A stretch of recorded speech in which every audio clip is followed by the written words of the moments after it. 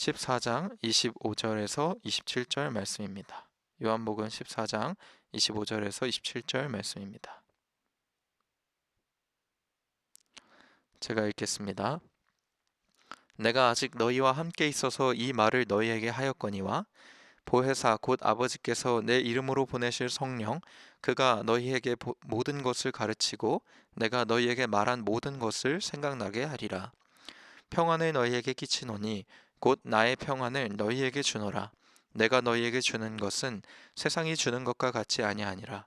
너희는 마음에 근심하지도 말고 두려워하지도 말라. 아멘.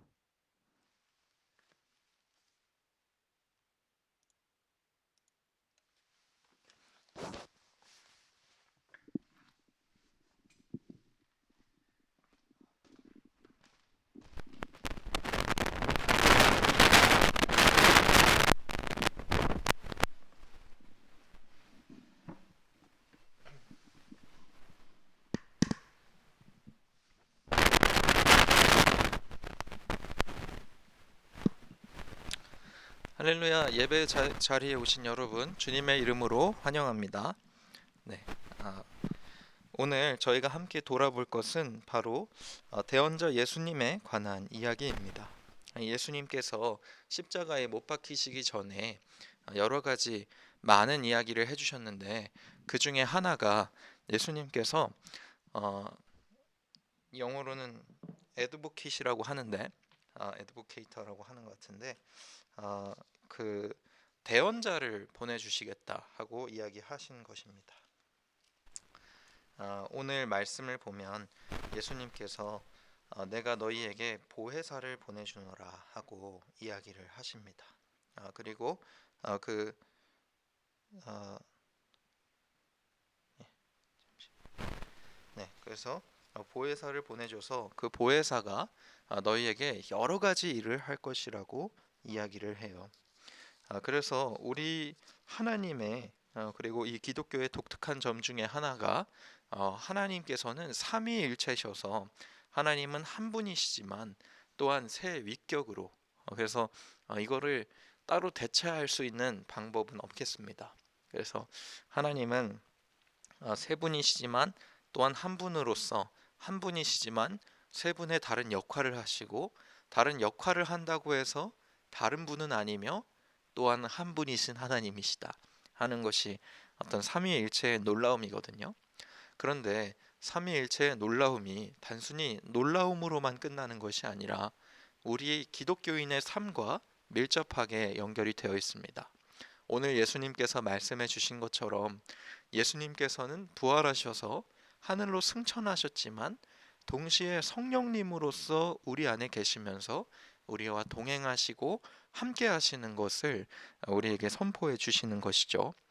그래서 이 삼위일체라는 개념은 그냥 하나님의 신비하심을 말하기 위한 것일 뿐만이 아니라 사실은 더 나아가서 우리 인생에서 하나님께서 얼마나 밀접하게 연결되어 있는지를 말해주는 개념입니다. 그래서 예수님 부활하신 후에 우리와 함께 계시는 보혜사 성령님이 계시는데 이 보혜사라는 것은 제가 오늘 설교 제목에 말한 대로 대언자라는 뜻입니다. 그래서 이 대언자라는 것은 사실은 이것은 법정 용어입니다. 그 당시에 이제 로마 제국이나 그 당시 뭐 로마 제국이 대부분의 나라들을 지배하고 그 당시 그리스 로마 문화권 그 이제 그 이스라엘과 그 주변에 있는 대부분의 나라들을 이제 통합했기 때문에 어, 이제 대부분의 용어들이 통합해서 쓰였는데요. 그 중에 하나가 바로 변호사라는 용어입니다. 그래서 이 보혜사라는 단어는 사실은 그 이제 변호사라는 단어에서 유래가 된 거예요. 그래서 법정에서 자신의 죄를 대신해서 변호를 하는 인물이 바로 이 보혜사라는 존재입니다. 그 존재로 어떤 성령을 영을 우리에게 보내주신다 하고 예수님께서 말씀하신 것이거든요. 그래서 성경에서는 이 보혜사의 역할을 다양하게 말하고 있습니다. 그리고 우리가 그것을 좀 알아야 할 필요가 있는데요. 첫 번째로는 성령님의 역할로 성령님께서는 진리의 영이시다 이렇게 불려요. 왜 그러냐 하면 우리에게 예수님께서 제자들에게 내가 너희에게 성령을 보내줄 건데 그 성령께서 어, 너희가 어, 그 내가 말한 모든 것을 너희에게 기억나게 하시리라 이렇게 이야기하거든요. 그래서 성령께서는 하나님의 말씀을 우리 안에서 기억나게 하시고 또 그분의 뜻대로 살 수 있도록 그분의 뜻이 뭔지를 밝히 알려주시는 그런 역할을 우리 안에서 해주십니다. 그래서 주님이 떠나시고 나서 제자들이 과연 우리는 어떤 삶을 살아야 되는가 하는 그런 두려움 속에 있을 때 그리고 그리스도인들이 예수님께서 내 눈앞에 보이지 않는 것 같은데 도대체 어떤 삶을 살아야 되는가 하는 고민 속에서 우리 안에서 가르침을 주신다는 것이죠. 우리 인생에 대한 가르침. 그것이 다가 아니다. 그게 진짜 네가 원하는 것이 아니다. 많이 힘들었지부터 내가 너를 그럼에도 불구하고 사랑한다 하는 모든 우리 영혼의 울림이 바로 성령님께로부터 온다는 것입니다. 그래서 진리의 영이신 성령님께서 예수님께서 우리에게 말씀하시고 예수님의 그 뜻과 가르침을 우리 안에서 밝히 보이시고 알려주시는 역할을 하세요. 그래서 우리가 사실은 말씀을 읽다 보면 이 말씀이 나한테 와닿지도 않는 것 같고 또 이 말씀이 알아들었다고 하더라도 나에게 무슨 연관이 있는가 하는 그런 생각이 드실 때가 있는데요. 그런데도 불구하고 그래서 사람들이 필요한 게 목사님이라고 생각해요. 성경을 읽어도 잘 모르니까 목사님이 교회에서 잘 설명해 주시면 되겠다. 이렇게 생각하시는데 사실은 우리가 우리 안에 진짜로 필요한 것이 무엇인지를 이미 가지고 있습니다. 말씀을 읽으면서 우리 인생에서 정말 와닿지 않는다고 생각할 때가 있는데요. 그때 진리의 영이신 성령님께서 우리 인생에서 정말 하나님을 의지하면서 살아갈 때 우리가 어, 어떤 하나님의 뜻을 따라야 하고 어떤 하나님의 뜻이 우리 삶에 향해 있는지를 알려주시는 거예요. 그래서 심지어 어떤 교수님은 이런 간증을 하는 것도 제가 보았습니다. 자기는 설교 때 그런 이야기를 한 적이 없는 것 같은데 설교를 들은 사람들이 자기가 이런 얘기를 들었는데 너무 감동적이었대요. 그렇게 감사하다고 그 교수님을 찾아왔다는 거예요. 근데 그 교수님 생각에는 자기는 그런 얘기를 한 적이 설교 때는 없는 것 같은데 그랬더래요. 그래서 어떤 성령의 신비가 우리 삶 속에 분명히 존재하고 또 우리 삶에서 그리스도인으로서 삶을 살아갈 수 있도록 늘 우리를 도와주고 계시다는 것을 우리가 알 수 있습니다. 그래서 첫 번째로는 하나님께서 아, 우리에게 보내주신 성령님은 진리의 영으로서 하나님의 뜻을 우리에게 밝히 보여주시고 또 하나님 우리 삶을 향한 하나님의 뜻을 알려주신다 하는 것을 알 수 있어요. 두 번째로는 정의의 영입니다.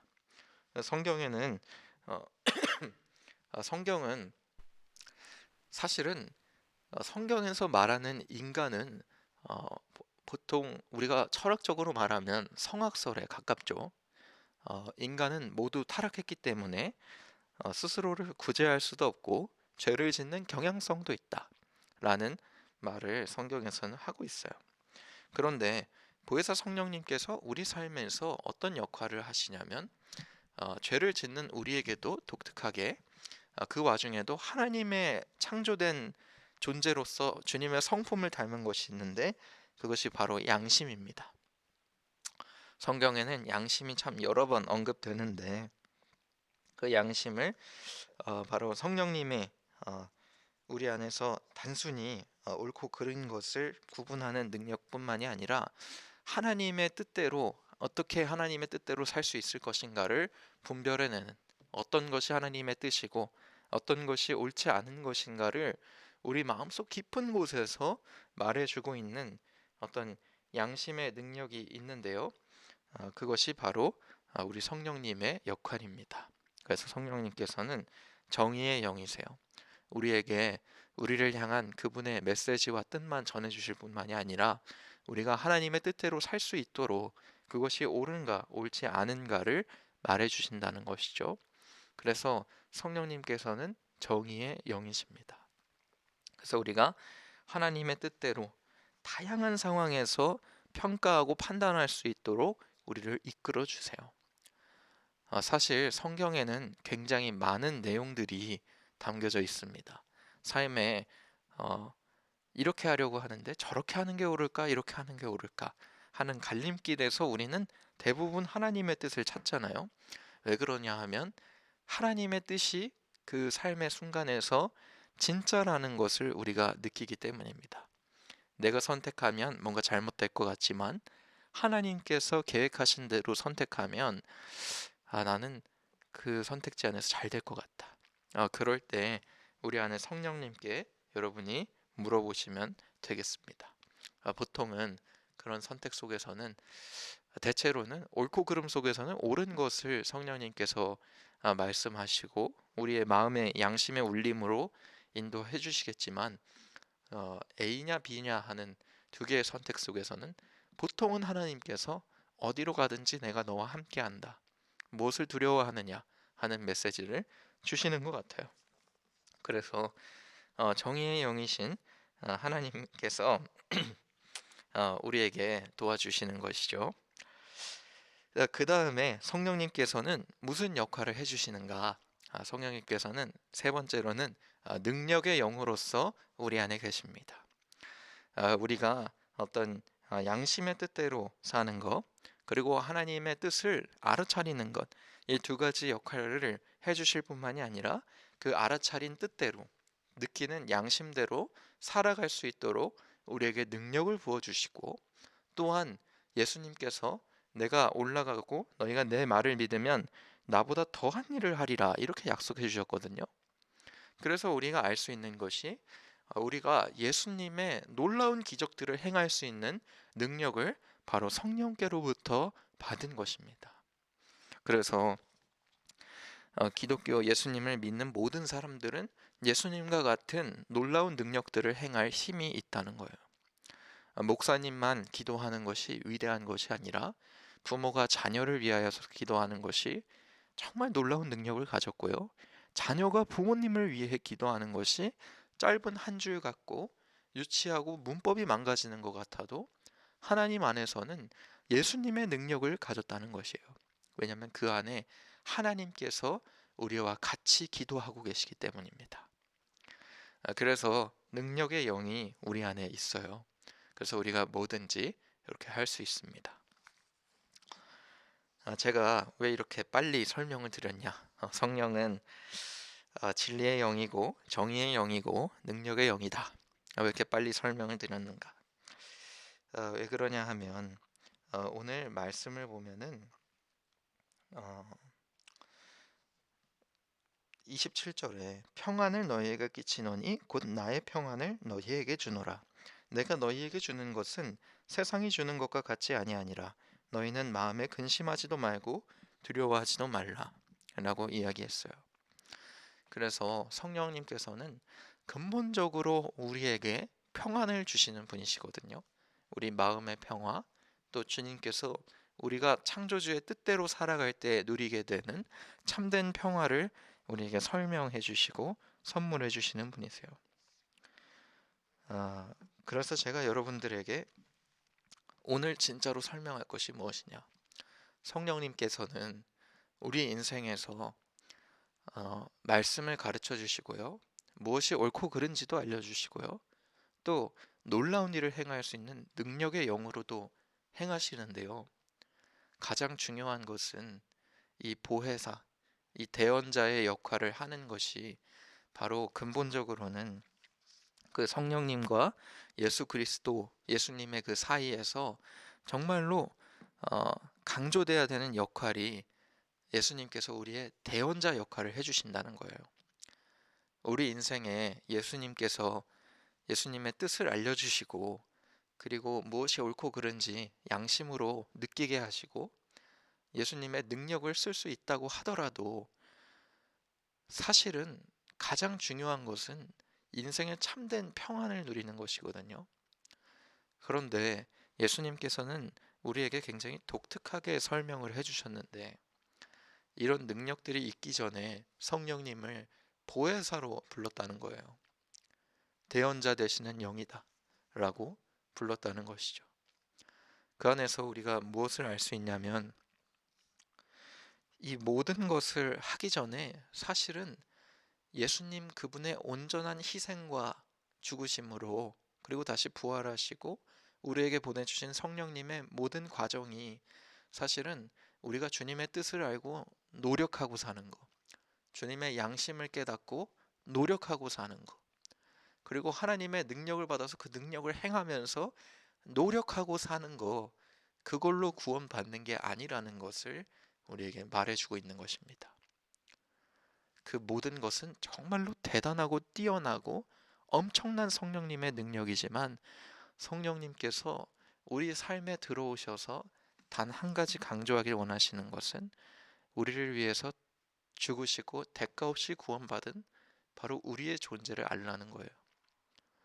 그래서 이분은 많은 역할이 있으시고 놀라운 역할이 있으시고, 말씀을 선포하게 하시고 옳고 그른 것을 분별하게 하시고 하나님의 놀라운 능력을 보여주시는 힘이 있지만은, 사실 이분의 진정한 능력은 바로 하나님의, 예수님의 놀라운 사랑을 깨닫게 하는 것에 있습니다. 왜냐하면 이분은 변호사시거든요. 변호사는 무엇을 하는 역할입니까?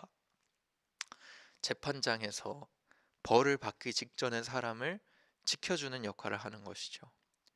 그리고 그 변호사가 법정에서는 사실은 앉아있는 진짜 죄인은 묵비권을 행사하고 자기의 말이 불리해질 수 있으니까 아무 말도 하지 않고 아무 일도 하지 않고 대체로는 앉아 있어요.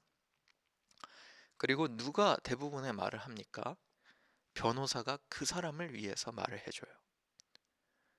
그리고 변호사가 그 사람을 위해서 대신 주장해주고, 변호사가 말을 잘하면 그 사람이 구원받고, 변호사가 잘하면 그 사람이 이기게 되는 거죠. 그것이 우리 기독교가 말하고 있는 가장 근본적인 가치입니다. 우리가 그분에게 능력을 받아서 놀랍고 위대한 존재가 되는 게 아니고, 우리가 그분의 뜻을 알기 때문에 놀랍고 위대한 존재가 되는 게 아니고, 그분이 우리를 사랑하셨기 때문에 우리가 하나님의 자녀가 되고, 그분이 우리를 사랑하셨기 때문에 우리가 구원받았고, 그분이 먼저 우리를 사랑하시고 아껴주시고 우리가 평안하기를 원하셨기 때문에 하나님의 놀라운 능력, 내가 눈앞에서 보이고 있는 이 놀라운 기적들을 믿는 너희도 하게 될 것이다 하고 우리에게 선물로 주신, 바로 그것이 우리가 말하는 기독교의 핵심적인 가치, 예수님의 사랑이라는 것입니다. 그래서 사실 이 성령의 영, 이 대언자이신 예수님의 이 영은 사실은 우리에게 사랑을 가르쳐 주시는 사랑의 영입니다. 이 모든 것은, 앞에 설명드린 모든 것은 사실은 우리 삶을 굉장히 풍성하게 만들기도 하고 우리가 뭔가 자부심을 느끼기도 해요.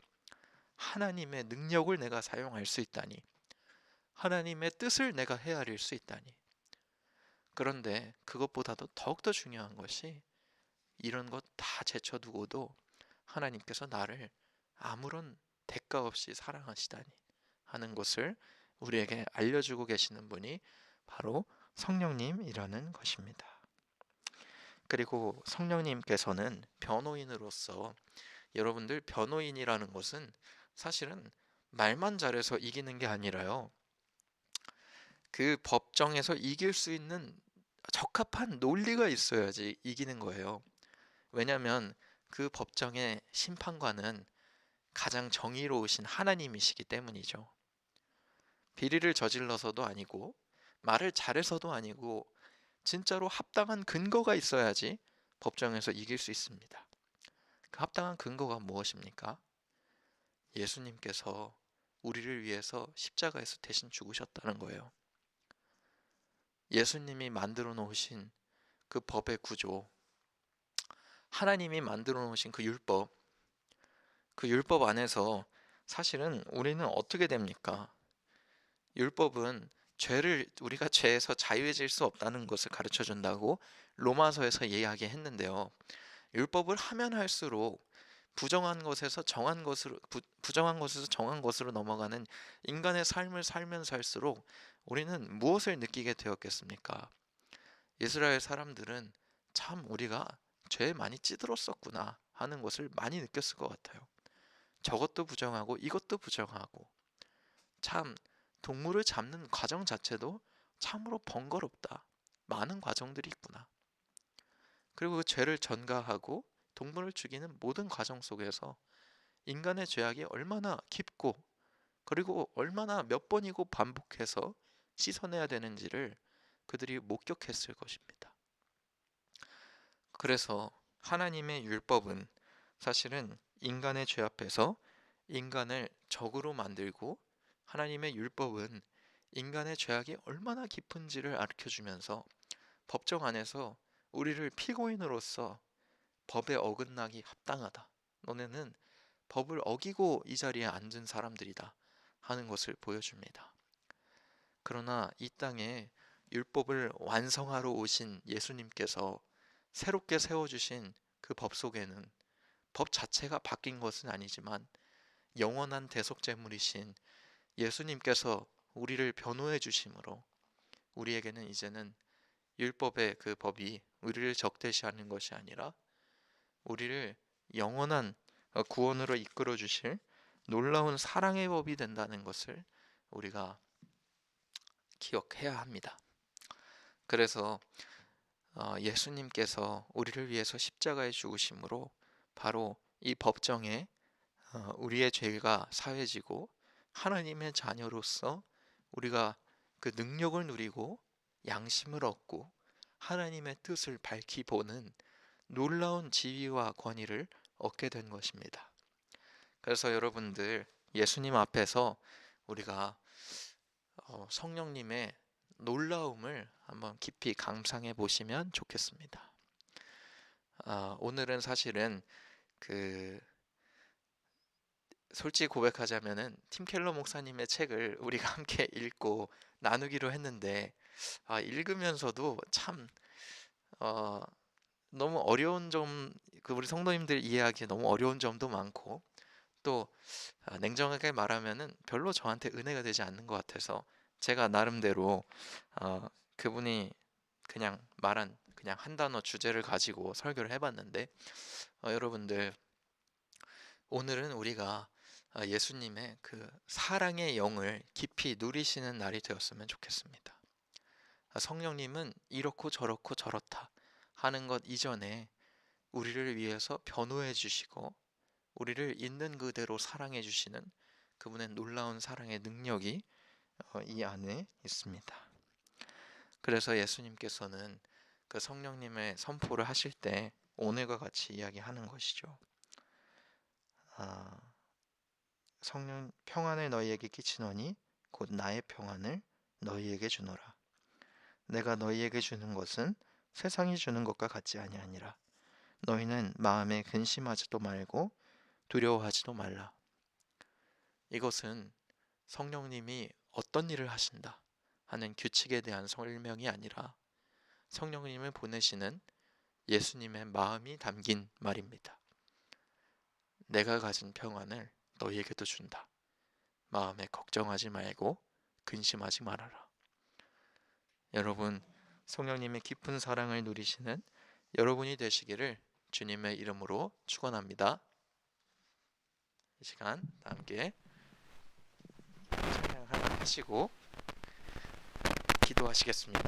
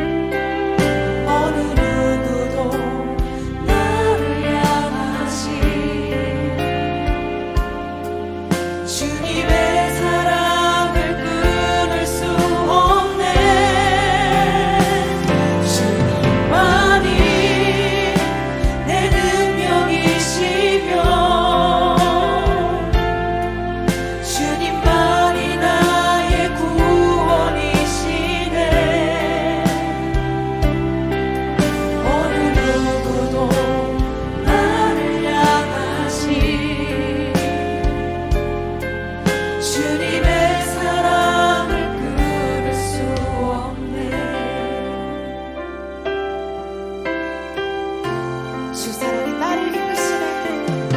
주 사랑이 나를 이끄시네. 내가 갈 수 없는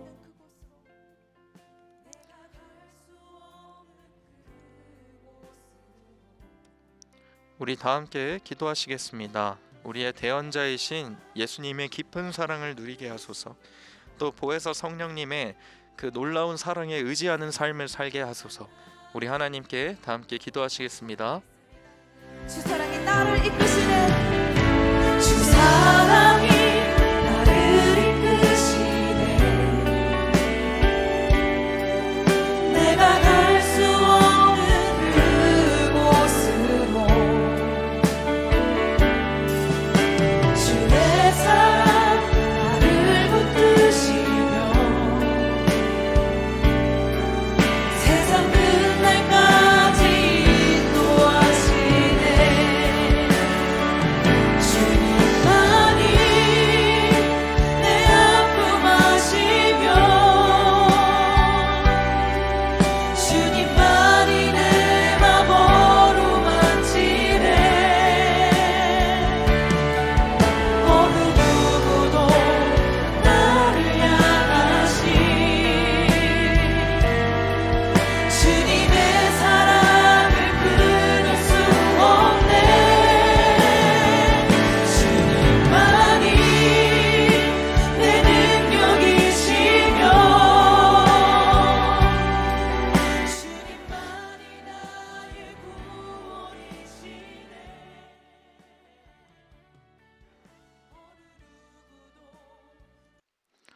사랑이 많으신 하나님 아버지, 감사합니다. 주님께서 우리 삶을 주님의 놀라운 온전한 희생과 또 그 부활하심에 우리 삶을 완전히 바꿔주시고, 또 우리에게 진정한 사랑의 영을 보내주셔서 주님을 깨닫게 하시고 주님의 능력대로 살게 하시고 또 옳고 그름을 분별하게 해주신 것 감사 올려드립니다.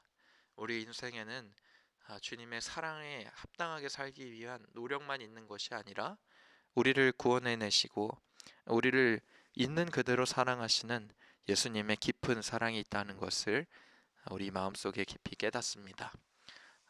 우리에게 주님의 평안을 주기를 원하셨던 주님의 그 뜻을 따라서 우리가 깊이 누리며 살게 하여 주시옵소서. 이제는 우리 구주 예수 그리스도의 은혜와 하나님의 사랑과 성령님의 교제 교통하심이 이제 주님의 온전한 사랑의 영에 깊이 의지하며 살기를 원하는 우리 예본교회 성도님들 머리 위에 이제부터 영원토록 함께 있을지어다. 아멘.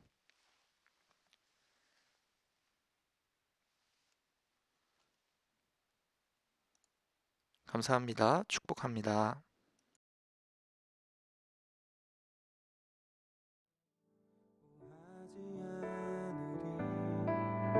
오직 주님